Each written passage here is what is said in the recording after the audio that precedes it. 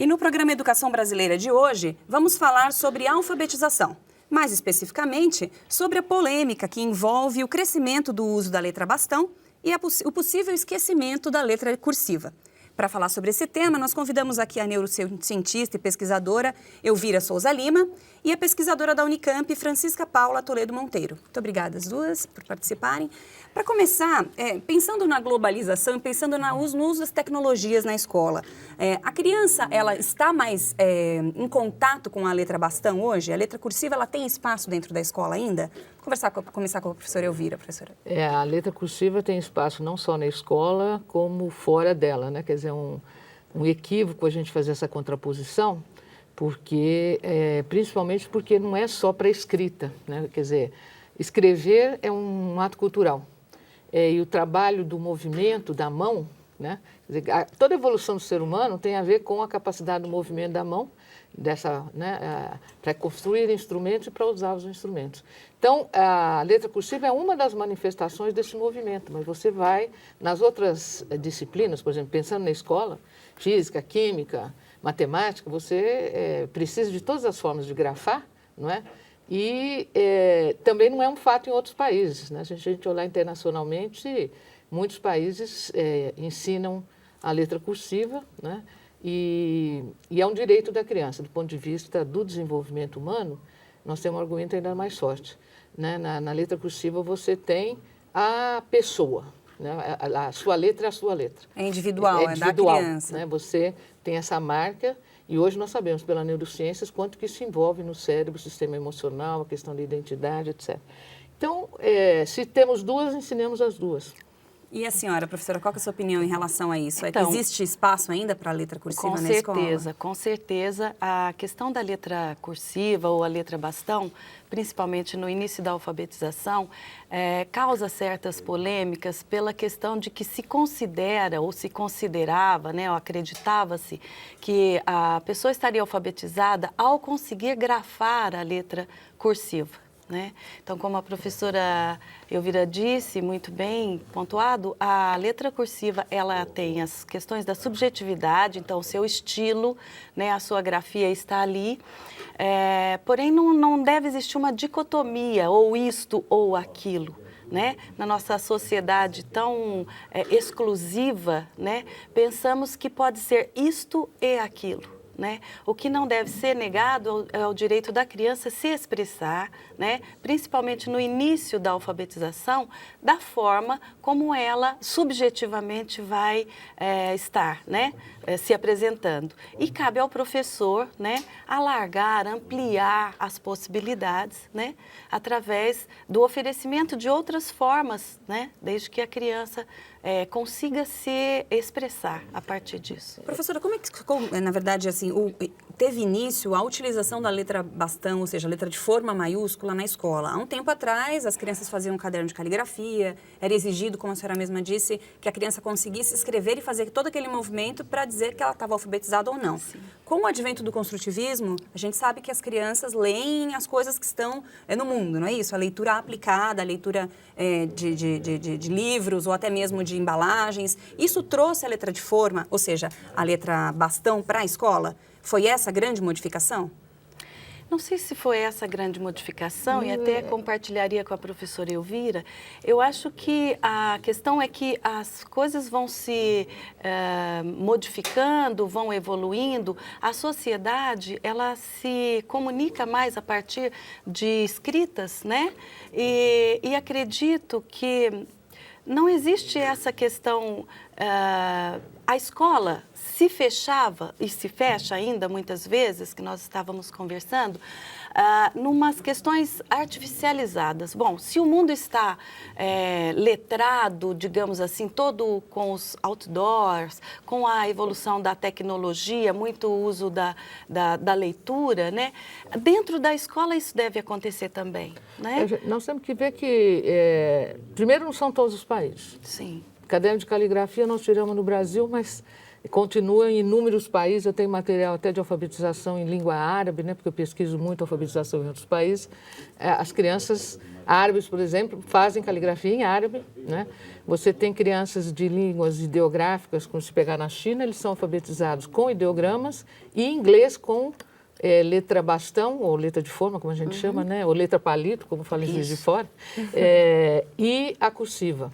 Então, do ponto de vista do desenvolvimento, o cérebro pode aprender isso tudo, certo? Então, não é ideal agora, focar de onde em que vem só? no Brasil, né? Nós temos, nesses últimos 20 anos, depois da ditadura ou durante, uma vinda de muitas coisas americanas. E eu morei muitos anos, trabalhei em alfabetização nos Estados Unidos, e o americano tem muito essa posição. Vamos fazer letra de forma porque a propaganda está em letra de forma, etc. Né? E você vê que isso é uma opção cultural, porque se você for para a Europa, você vai ver livros para as crianças escritos em letra cursiva. Então, são opções pedagógicas. Exato. Agora, como ela bem colocou, eu acho que é direito, porque a criança pode, do ponto de vista do desenvolvimento, e a criança que desenha todos os dias na educação infantil, ela chega naturalmente às duas letras, não é? E a cursiva, na verdade, ela, no desenvolvimento da criança, a primeira coisa que ela fecha é o círculo e fazer a sinuose para depois fazer a reta e os ângulos, que é o que a gente tem na letra de forma, né? Pensando um pouco sobre aqueles exercícios antigos também de prontidão, que eu acho que é uma polêmica também em relação à alfabetização, ou seja, a criança que fazia aqueles Zs emendados, ou então aquelas ondinhas, eu me lembro muito bem de ter feito isso.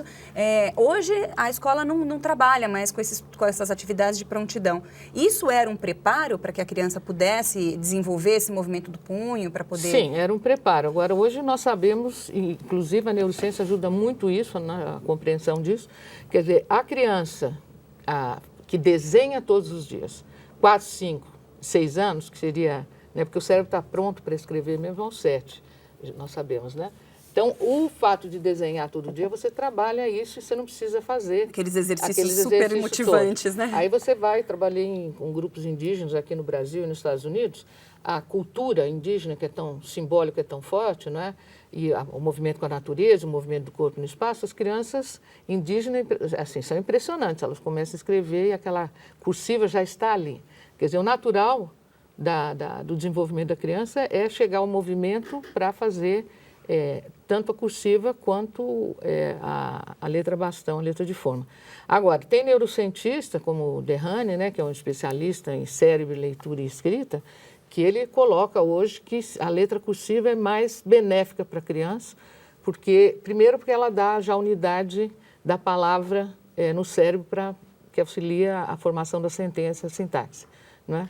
E segundo porque a mão um pouco comanda, né, esse pensamento. Então, a gente tem que pensar em termos de direito. Eu acho que a criança pode, do ponto de vista do desenvolvimento, é feito nos outros países, não é? É possível fazer ideograma e o alfabético, né? Porque quem não é. E nas duas formas, e maiúscula e minúscula, porque na verdade não é só a letra de forma, é a letra de forma só maiúscula. São 4 grafias, isso. Então, que nós estamos usando, é uma opção pedagógica aí. Eu diria mais, desculpa interromper, mas que são questões de concepção. Né? Então, os instrumentos pedagógicos, a maneira como nós vamos organizar o nosso planejamento e as nossas ações pedagógicas se referem muito mais às concepções que temos de ensino, de criança, principalmente, que conversávamos eu e a professora Elvira um pouco antes, daquilo que suporta, né, as nossas práticas. Por exemplo, se acreditamos que a criança, né, não traz nenhum conhecimento, que a criança é um ser impotente e que nós é que daremos essa potência ou essa capacidade a ela, então não haverá nenhum neurocientista, nenhum psicopedagogo, pedagogo, qualquer área que seja, que vá fazer com que essas questões ocorram. Então, os instrumentos que eu utilizo para alfabetizar, a maneira como eu vou fazer todo o meu processo pedagógico está muito mais atrelado à concepção que eu tenho, então, de criança como um ser capaz, potente. E que, né, já traz um histórico de conhecimento. E tem uma experiência cultural. Cultural. Isso, né? A concepção que eu tenho também de ensino, né, e de alfabetização, né, como um processo histórico e cultural, né, de um sistema simbólico e não apenas uma decodificação. Né? E tudo isso, o processo de desenvolvimento humano. Então, como eu concebo tudo isso, né? E o que é mais importante também, quais as opções que eu faço enquanto eu escolho ser professora? Né? Que tipo de educação eu pretendo, que tipo de sociedade nós estamos tentando aí ajudar a formar. Né? A senhora participa de um grupo de estudo na Unicamp justamente sobre alfabetização, não é isso, professora? Isso, na verdade, nós, no momento estou participando de um grupo de pesquisa em políticas públicas, né? E o nosso grupo é de educação infantil e séries iniciais, e pesquisamos então em relação à qualidade, né?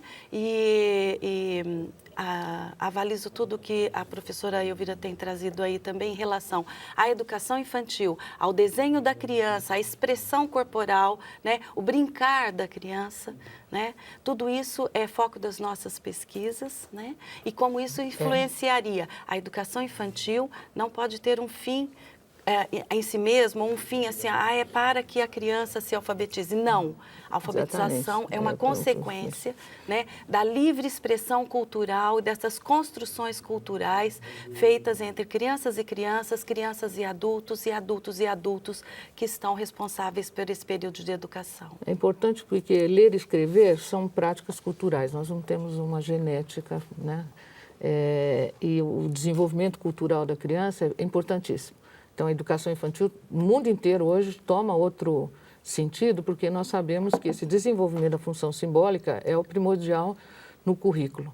Por quê? Porque ler, por exemplo, não tem um centro no cérebro específico para aquilo, né? Foram identificadas aí 17 áreas que precisam ser trabalhadas para ler com compreensão. Algumas dessas áreas são emprestadas da música, né? Outra do traço gráfico, o desenho. Então, se eu não trabalho todas essas áreas, nós vamos ter, porque nós estamos tendo muito no Brasil, sonoriza o que está escrito, mas não compreende, que é uma coisa séria no país atualmente. Então, ler é resultado da realização de práticas culturais que vão desenvolver rima, ritmo, né? Isso tudo a educação infantil pode trabalhar com cantigas, ou até mesmo a questão do movimento do corpo, que a senhora falou, andando por linhas. Isso tudo faz, às vezes, da antiga prontidão também, né? Em vez da criança treinar com a mão.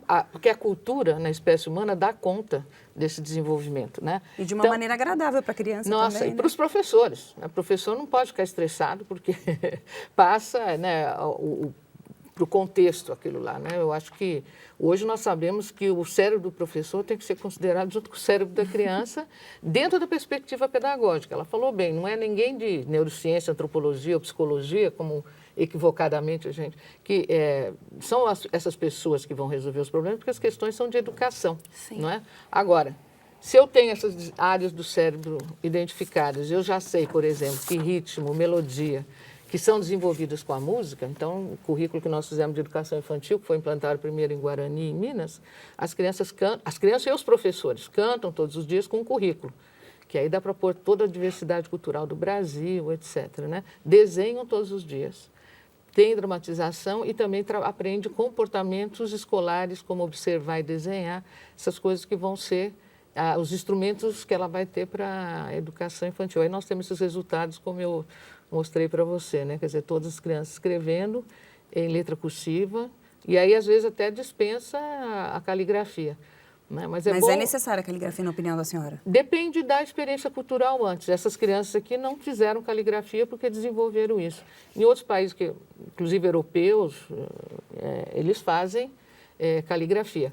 Mas a gente tem que pensar não na coisa mecânica, mas na coisa cultural, que é fazer um traçado e esse movimento do pulso, que se você for músico, for escrever música, você precisa. Se for na dança para fazer coreografia, desenho da coreografia, você precisa. Quer dizer, e tem outras coisas, né? Quer dizer, você mesmo fazer um esquema, às vezes até você ficar falando no telefone e fica escrevendo, não é isso? Fazendo aquelas... Então, nós sabemos que esse movimento, né, tem um impacto grande no cérebro, que nós formamos também imagens no cérebro a partir do movimento. Então, é outra... concepção. Então, nós preparamos para a alfabetização, não botando a criança de 4 anos para começar a escrever. Isso que eu ia perguntar. E aquelas crianças que têm dificuldade em escrever com a letra cursiva? Porque a gente se lembra sempre daquele colega que tinha a letra um pouco mais feia, que sofria, que a professora não entendia nada que tinha no caderno, e a criança acabava sendo punida porque não conseguia se expressar com a letra cursiva. Essa criança, ela tem que ser punida? Como é que é a escola hoje, diante dessas questões que levam muito em consideração a individualidade da criança, o que deveriam levar? Pode tratar dessas questões, professora, na sua opinião? Bom, em relação à individualidade ou não, eu diria mais a questão da subjetividade. Então, acho que é dado o direito do ser humano optar por qual vai ser o seu estilo. E se o estilo dele for a letra bastão, maiúscula ou minúscula, né? Na minha opinião, ela deve ser validada. Né? E essa é uma função da escola, validar o conhecimento. Então, qual é a função? Quando existe uma dicotomia entre a letra cursiva ou a letra bastão, e aí, reforçando o que a professora Elvira disse, é um direito do ser humano estar exposto àquelas experiências culturais para se manifestar. Mas ele pode se manifestar pela letra bastão.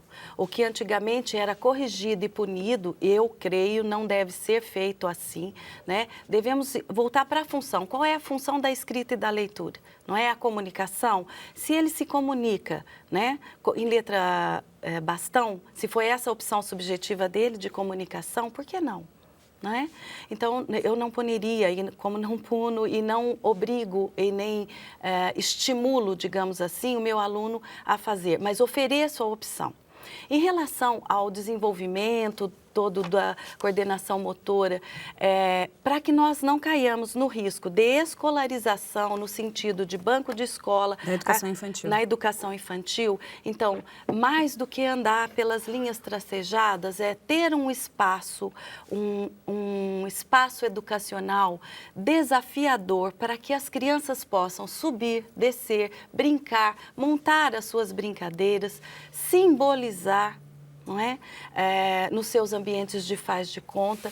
Então, eu chamo de artificial, muitas vezes, aquilo que nós fazemos, de que a criança precisa, então, fazer esse movimento. Então, eu vou lá e dou alguma coisa no papel. Não, as crianças podem fazer roupinha de boneca, as crianças podem fazer vários trabalhos manuais, eles podem traçar no chão, inventando as suas brincadeiras, e o professor, ao observar, reorganizar aquele espaço para que a criança tenha maiores desafios, principalmente a criança da cidade, que não tem a sorte, não tem tanta, né?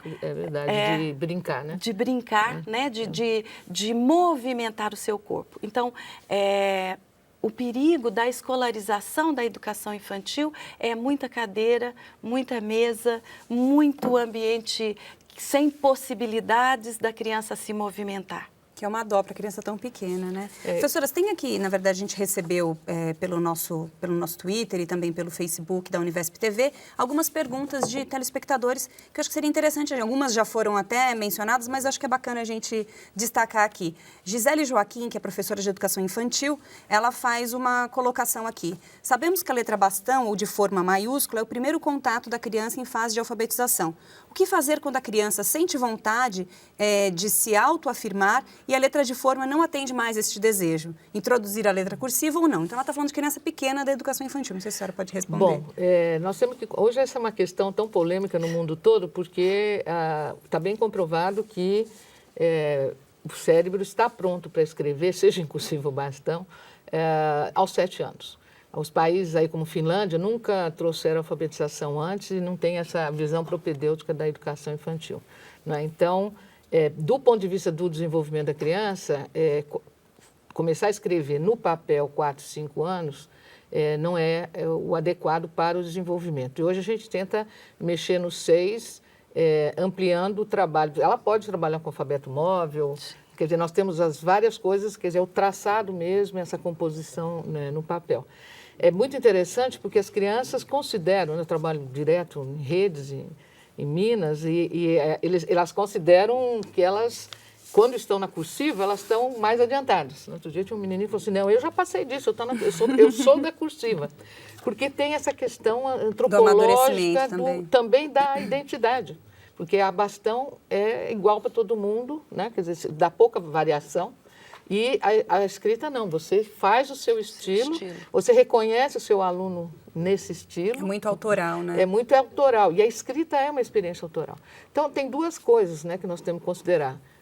Se o que ele está escrevendo, seja lá como é que for, se está comunicando. Se for ideograma, se for letra, Ele tem que comunicar para o outro, mas tem uma coisa, uma função da escrita que nós não falamos pouco, que é a função individual, certo? A escrita é uma fala com você mesmo, não é isso? Para isso fazer diário, né? Nós temos a coisa, a criançada adora fazer diário, que é um procedimento que a gente usa para escrever todos os dias, né? Porque para a criança aprender a escrever, ela precisa escrever todos os dias, do próprio punho, saindo da cabecinha dela a sintaxe, o verbo, e a gente sabe que o verbo de ação é muito mais forte do que o de ligação. Então, tem várias coisas aí da linguística, da antropologia e que a neurociência ajuda, nós entendemos, que mostra que deixa a criança fazer, deixa a criança desenhar.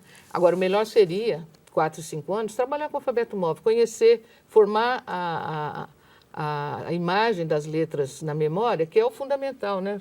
Nós temos alunos aí hoje que 5º, 6º ano não conhecem as letras. Né? Poderia formar com o alfabeto móvel e depois passar para o caderno, talvez ou por uma folha, enfim, fazer listas, essas coisas acho que podem ajudar a criança pequena. Né, isso, professora? eu acho que o professor, ele tem que ter bastante sensibilidade, porque cada caso é um caso, né, professora? Não dá para a gente dizer, ó, faça isso em tal idade. Se a criança está manifestando interesse, não vejo nenhum mal. E também, a questão é, nessa idade, né, as crianças estão muito movimento ainda também. Então, as movimento letras móveis, coisas que elas possam montar e verificar. As possibilidades linguísticas, por exemplo, que as letras, ao mudarem de posição, mudam de valor sonoro. E isso né? mostra para a criança mais claramente, então. Isso. Porque você tem... concretamente... Isto. Agora, com as minhas crianças, eu também, além de pesquisadora, eu estou em sala de aula, tenho muito orgulho de podendo estar, né? Educação infantil, professora? Na educação, eu trabalho na educação complementar atualmente, né? Que crianças de 6 e 7 anos em processo de alfabetização formal, né? E conosco num trabalho de educação, digamos, não formal, né? Então, o que a gente percebe é que a criança traz os seus momentos, as suas curiosidades, e que a gente não deve dizer isso não, volto a dizer. A nossa sociedade ainda é muito exclusiva. Ou isto ou aquilo. Isso responde à pergunta dessa outra professora aqui, a Júlia Holanda, que também é professora de educação infantil. Ela diz, nós usamos ao mesmo tempo as duas formas de escrita.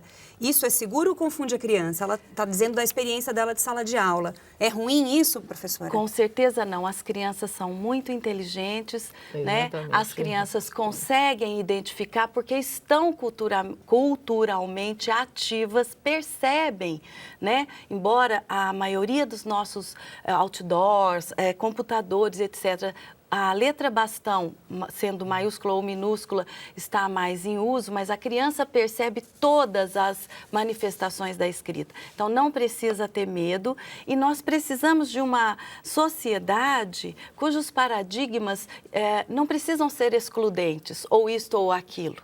Né? Pode ser isto e mais aquilo outro, e o sujeito pode optar, né?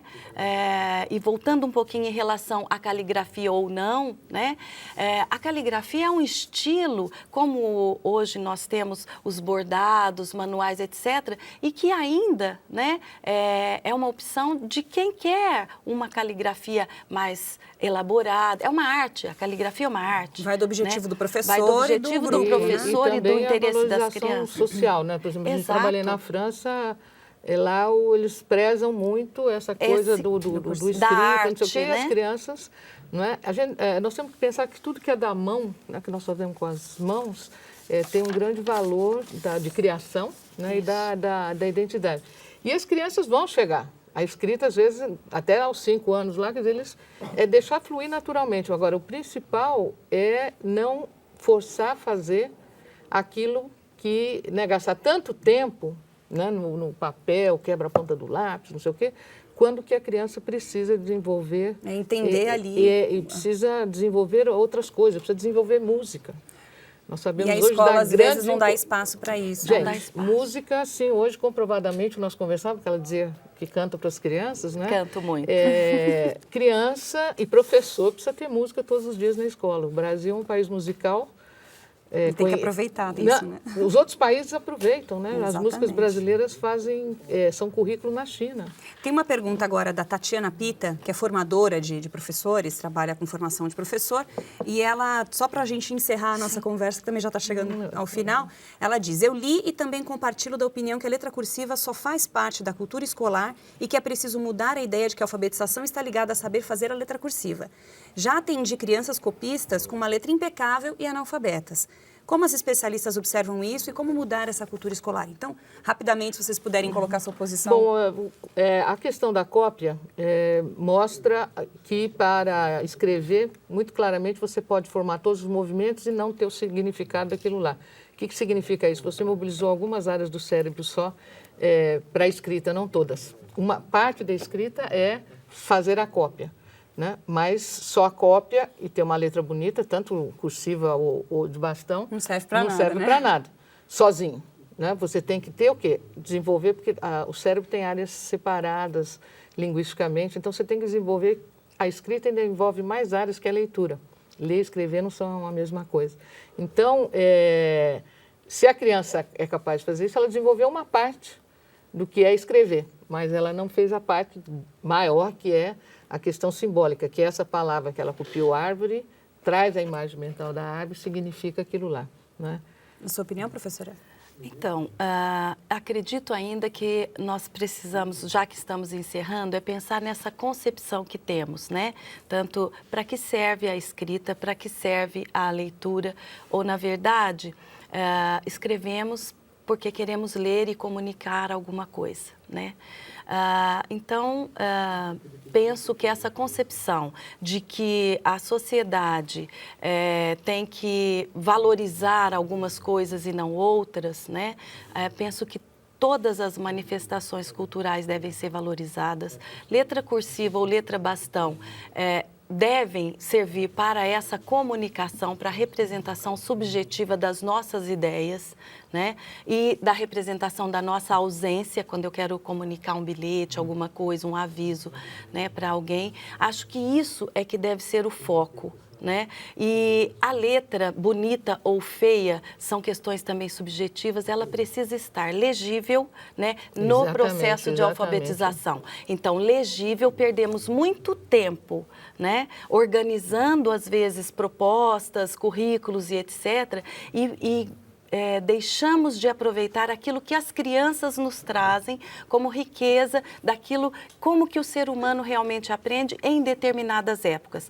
Como eu aprendi já não é mais como as crianças aprendem hoje. No entanto, ainda é como eu ensino, porque trago as minhas memórias. Então, disso tudo, valorizando o saber do professor, as suas experiências, mas também qualificando a vivência e a experiência das crianças, como vamos organizar e o que vamos valorizar nessa aprendizagem. Então, a gente pode chegar à conclusão que o professor, dentro da sala de aula, ele tem que observar a sua turma, levar em consideração o que cada criança traz ali de informação, para saber o que seria mais adequado para aquela turma. A gente pode pensar assim, já que a letra de forma pode, à primeira vista, ser mais interessante para apresentar para a criança pequena, e no decorrer da alfabetização, ela pode ir migrando para essa letra cursiva. São opções pedagógicas, duas coisas assim, importantíssimas. É o professor que ensina na sala de aula.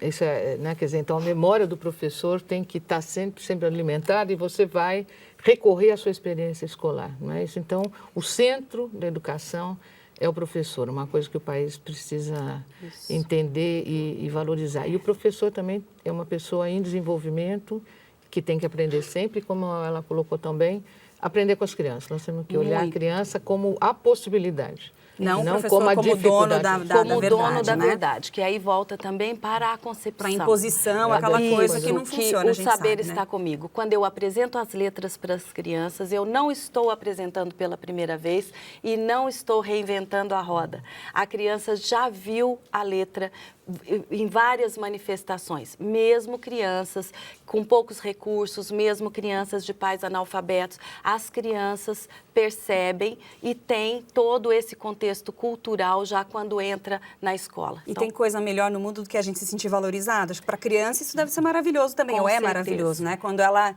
é ouvida e levada em consideração. Acho que o processo processo de alfabetização, o processo de aprendizagem, de ensino-aprendizagem, e a escola se torna um lugar incrível para ela, não é isso? Exato. Então, muito obrigada. Eu queria agradecer as duas pela presença aqui no nosso programa. E o Educação Brasileira fica por aqui. Até a próxima.